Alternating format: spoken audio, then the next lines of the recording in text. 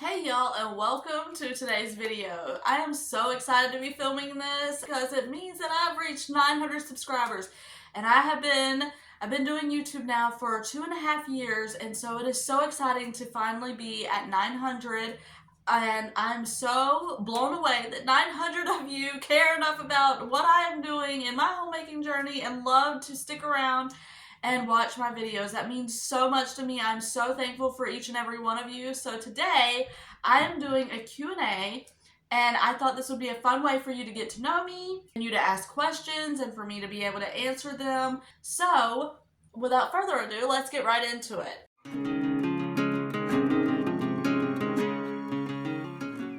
I have my laptop here that I'm going to be scrolling and finding the questions. I posted something in my community tab a few months ago so that when I did reach 900 subscribers, I could answer your questions. Yeah, so grab you something to drink. I have my Dr. Pepper here, and let's get right into it. All right, so the first question is, what are your top 3 goals for 2024? Talked about goals for, I talk about goals all the time on my channel. I'll probably get tired of hearing it.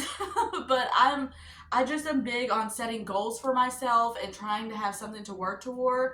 My top 3 goals would be better at my routines, more disciplined, and to be a more prudent wife and mom. I just want to be more prudent in my home, and that is my word for the year, and I'm really trying hard to do that, although I feel like I'm failing miserably, but I'm trying every day to be a very prudent person. What was your dream job when you were younger? Did you always know you wanted to have a family and be a homemaker? So my dream job, I was actually working toward this in high school. We had what they call academies. And so I went to the health academy, and I was working really hard on, when I graduated, I could have taken the test to get my CNA license, and I was planning to go to college for a registered nurse, and my dream job was to be a pediatric nurse. But then all of that changed. God had different plans for me, and all of that changed when I got married and had Connor. And no, I didn't always know I wanted to be a homemaker. I knew I wanted a family, but I was raised by a single mom who worked all the time.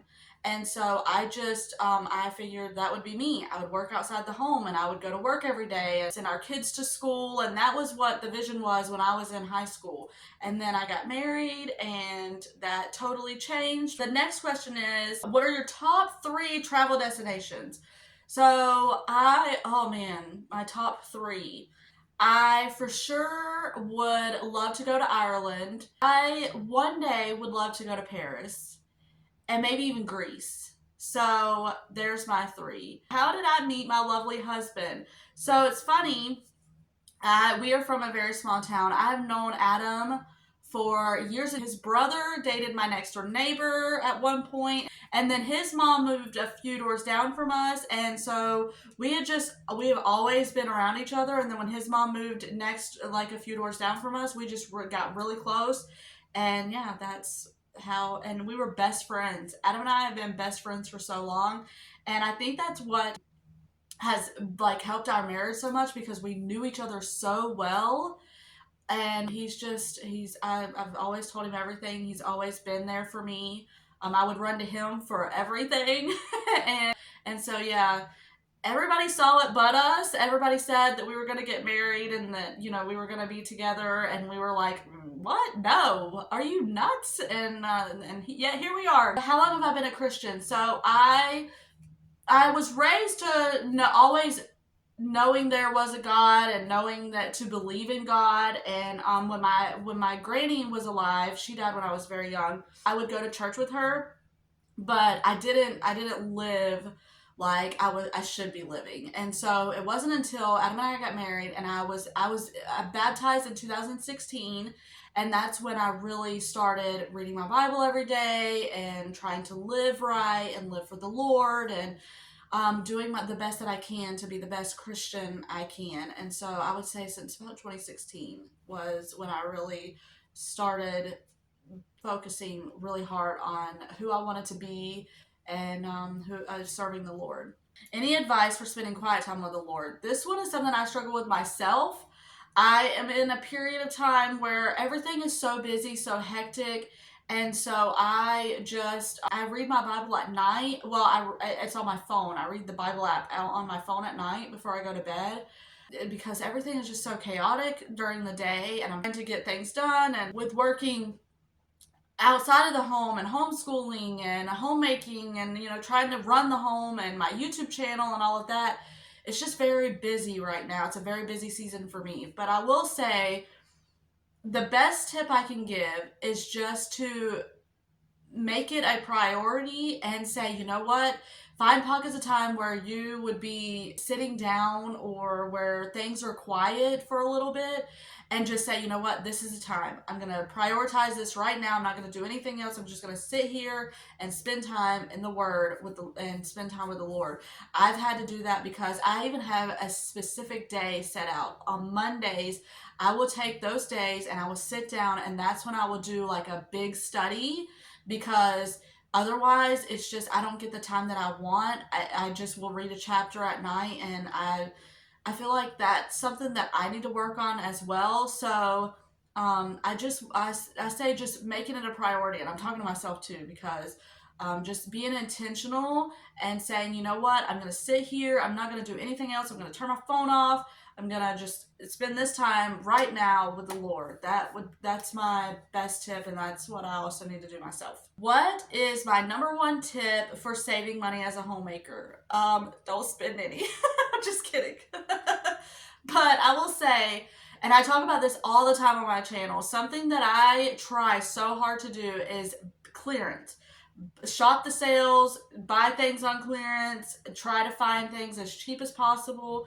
I am always, when I go into a store and I'm needing to buy something, I'm looking for the clearance deals. I'm looking for things on sale. I'm looking for the best thing, the best way I can save money. Like clothes, I've gone into Kohl's, into Shopko when we had one. I don't know if any of you are familiar, probably not with Shopko, but Shopko is kind of like Target or Walmart or whatever. And I would go in there and I would look at their clearance racks. And I go into Kohl's and I look at the clearance. Last year, for the boys' birthdays, their birthdays is in January, I wanted to get them clothes. I went into Kohl's. I was able to get them like jeans, name brand jeans, for $1.85 a piece. I was able to get them shirts for like 50 cents. It was insane. Shoes for, I got two pairs of Fila shoes for $7.85 a piece. I am so big on shopping sales and finding good deals, and when you can't pass them up, and if you need it, I would definitely say look for clearance all the time. That's what I do. That is my number one tip. What is the hardest part of homemaking for me personally? Oh my goodness. For me personally, routines. I have struggled so much with the routine. I'm just now finding a routine that works for me, and I have learned that I have to simplify everything. If it is not simple and if it's not easy, I will not stick to it, and I get overwhelmed, and then I just fall off, and then my house becomes a disaster. So I will say routines has been the hardest part for me. Okay, advice for new plant moms and current plant faves. So my current plant faves would be, I have my Monstera. That is my favorite plant of all time. I finally got that, and I'm so, oh my goodness. Although it's giving me a little bit of trouble right now, but I love that plant so much. So my Monstera is my favorite, and then there's a few pothos and philodendrons that I would love to have. I love variegated plants and like colorful plants. So there's, I just love the contrast of the green and the white of the pothos, some of the pothos, and then the philodendrons. I want a pink princess so bad I can't stand it. I found one at Meijer one day, but it was way too expensive for me, so I didn't pick it up. But I would love to have a pink philodendron one day. Those are my plant faves. And also, is there anything you want to dive more into as a hobby? So sourdough and plants. That's the two things that I am sticking to right now. I'm trying to learn as much as I can about my plants, because every time I think that I found my footing and I know what I'm doing, like my Monstera wants to give me trouble, that keeps happening. I would say, because there was tips, watering, not overwatering, not underwatering. Having a watering routine for your plants is huge. I've learned that. Potting soil is a big one. I've learned that indoor-outdoor potting soil is not the best. If you have indoor plants, just use strictly indoor potting soil. I learned that the hard way because last summer I dealt with gnats so bad and I just couldn't figure out why. And then I found out that it's because I used indoor-outdoor potting soil. And yeah, that's not a good idea. But you live and you learn, right? I'm learning this as I go. So, and then sourdough, I want to learn everything. It just is so fascinating to me, and I love baking anyways. Yeah, that would be what I would love to learn more about. So yeah, that is all the questions I have. I so enjoyed this. I hope that you enjoyed getting to know me a little bit better. And yeah, so that is all the questions. And thank you all so much for being here. I am still so blown away to be at 900 subscribers and 900 people care about what I'm doing. That is just so insane to me. The little old me, for 900 people care about what I am doing. So that just means the world to me. But yeah, I hope that you have a wonderful day, night, whatever it is when you're watching this. And Lord willing, I will see you on the next one.